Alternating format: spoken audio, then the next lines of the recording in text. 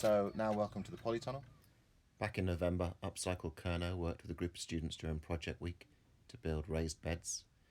In February and March, the gardening team helped organise the Polytunnel, ready for sowing seeds. We had lots of seeds donated by Mole Valley farmers, which was brilliant. Then we started with our potatoes.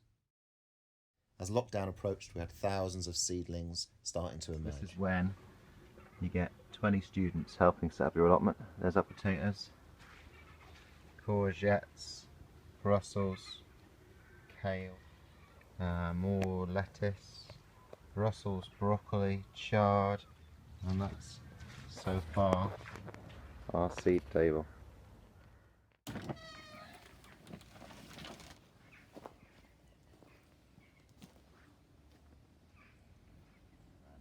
In our raised beds here on the side, we have cucumbers sown by some of the students back in March, which are nice, growing really well into really nice cucumbers here.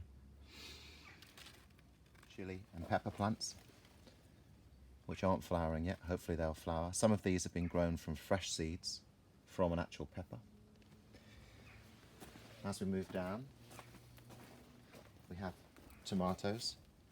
These are an F1, I think they're called a Shona tomato.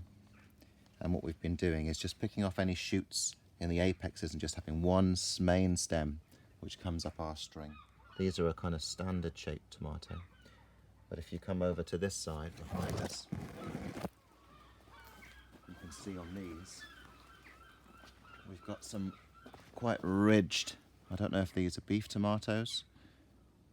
So when we sowed all of these in March, before we went into lockdown, not all the labels were particularly clear.